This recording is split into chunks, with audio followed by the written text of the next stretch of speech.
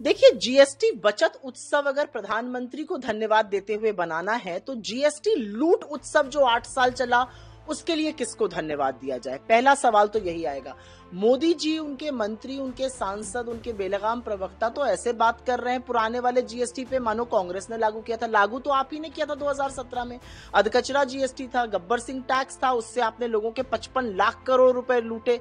जब आपने पैसे लूटे तो आपकी कोई जवाबदेही नहीं। अब जब आपने थोड़े कम कर दिए तो आप बाजी कर रहे हैं। मोदी जी कहते हैं कि भाई त्योहार के दौरान लोगों के मुंह में मिठास आएगी, तो जो 8 साल कड़वाहट गोली उसका ठीकरा किसके सर फूटेगा? और देखिए, 100 बातों की एक बात है, इस देश में जीएसटी बहुत पहले आ सकता था।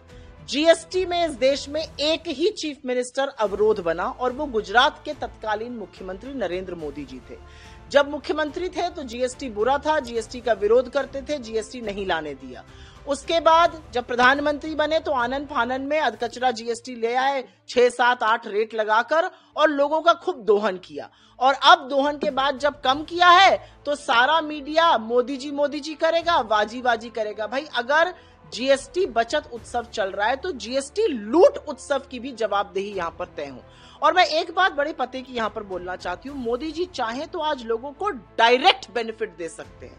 तड़ाक से पेट्रोल डीजल का दाम घटाएं, 1 मिनट में कर सकते हैं। 13 बार एक्साइज बढ़ाई हुई है, क्यों नहीं ऐसा करते हैं मोदी जी? मोदी जी एक्साइज बढ़ाकर अपनी जेब, लोगों की जेब लूटकर अपनी तिजोरियां भरते हैं, और जब वक्त होता है सस्ता क्रूड ऑयल आने का रूस से, इनके पूंजीपति मित्र फायदा उठाते हैं, लोग जो है वो सिर्फ खामियाजा भुगतते रहते हैं। तो मोदी जी बहुत कुछ कर सकते हैं लेकिन करते नहीं।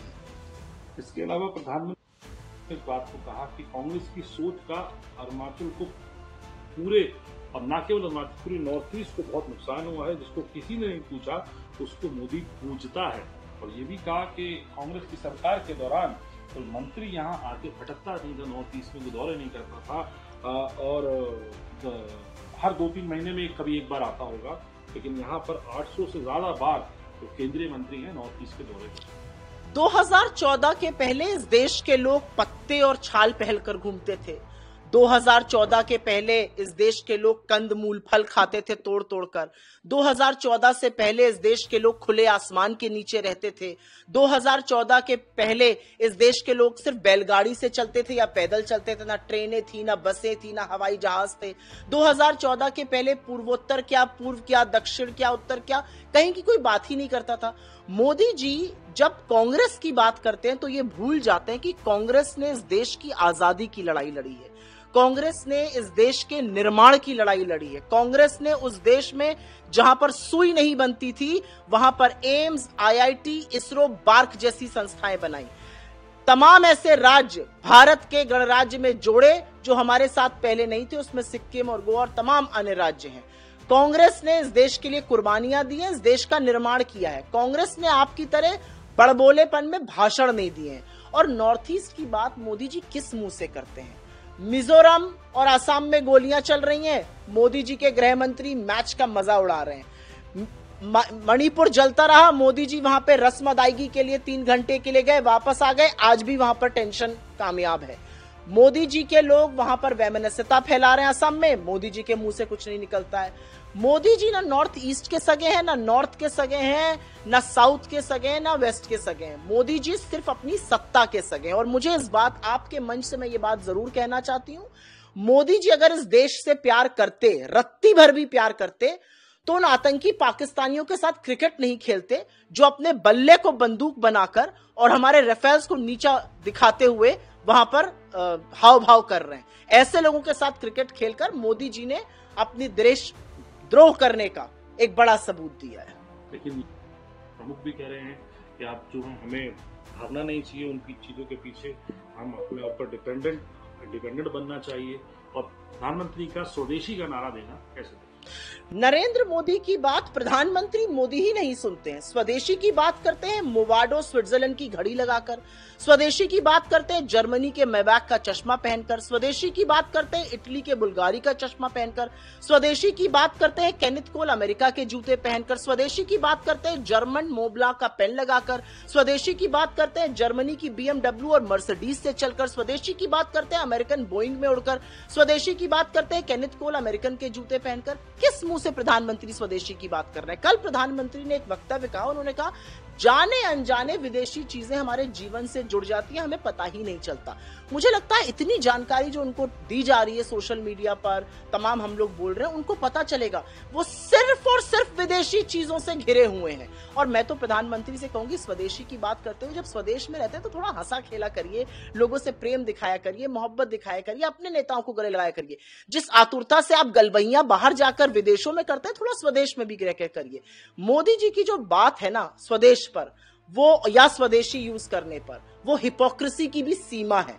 खुद ऊपर से नीचे तक, सिर से पांव तक विदेशी वस्तुओं में डूबे हुए मोदी जी स्वदेशी की बात कर रहे हैं और आप लोग ताली बजा रहे हैं। मुबारक हो आप लोग। GST Utsav, the Prime Minister is calling it, and the ministers are on the streets, are in the markets, telling people that what revolutionary thing has been done, which will change the life of the common man in our country.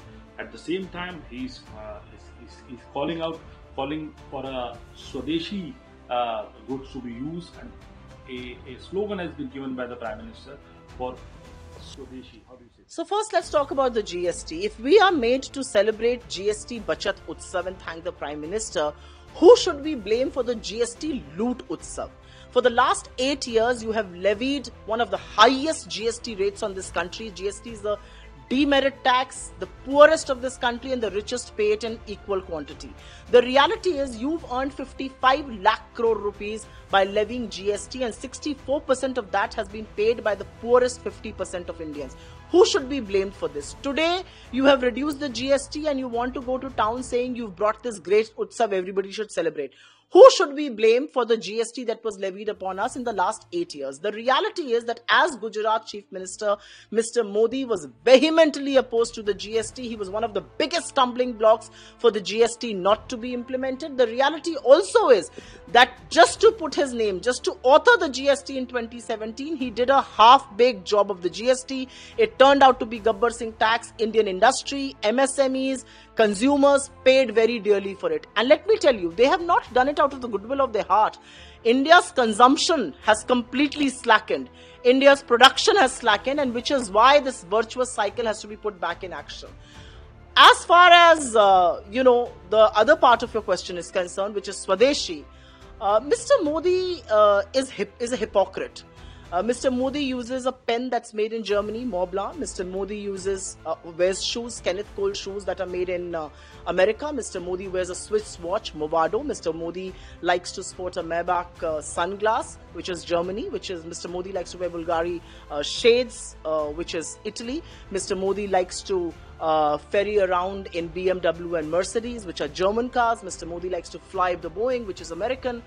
Which part of Mr. Modi's life is Swadeshi? I really want to know.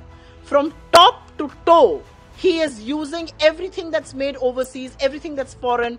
What is he talking about? If this is not hypocrisy, please explain to me what is. The reality is that manufacturing under you has slumped.